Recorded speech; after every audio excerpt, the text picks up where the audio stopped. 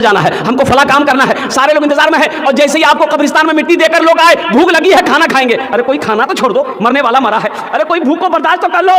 लेकिन बोलेगा नहीं, ये दुनिया का दस्तूर ये नहीं है, मरने वाला चला गया, अब उसका अमाल है, वो है कब्र है, वो समझे, हमको उससे क्या मतलब। समझेगा कोई? तो मेरे भाइयों, एक साथी है, एक साथी है, एक साथी है। अल्लाह के नबी सल्लल्लाहु अलैहि वसल्लम ने इरशाद फरमाया कि एक मरने वाला मौत के वक्त में उसका 3 दोस्त था। कै दोस्त था बोलो?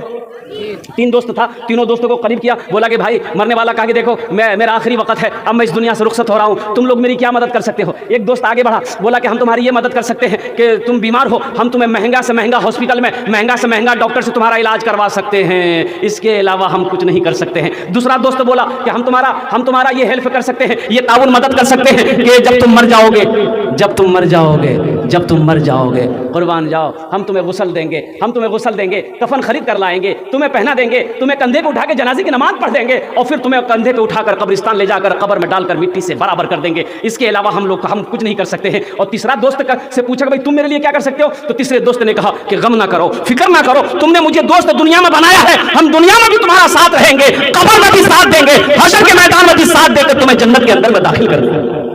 तो अल्लाह के नबी सल्लल्लाहु अलैहि वसल्लम ने इरशाद फरमाया कि पहला दोस्त कौन था?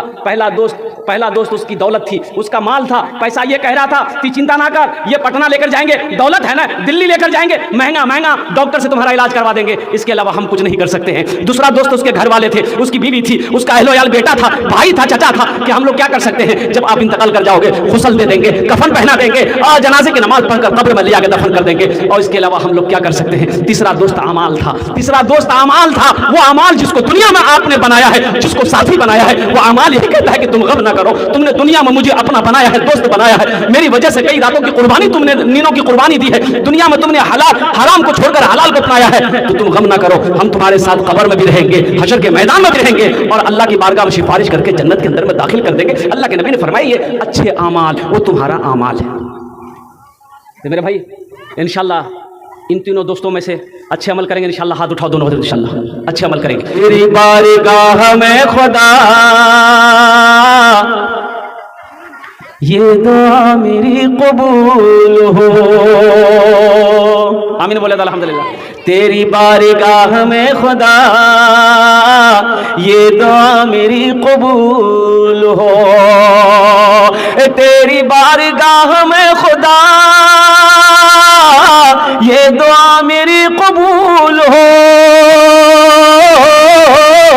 ये दुआ मेरी कबूल हो, मुझ गरीब के नसीब में राह मुस्तफा की धूल हो, मुझ गरीब के नसीब में राह मुस्तफा की धूल हो। एक शेर और है, अगर आपकी इजाजत हो तो मैं सुना दूं। तो भाई सुनेंगे तो दोनों हाथ उठा के कह दीजिए सुभान अल्लाह। आरज़ू यही है आखिरी,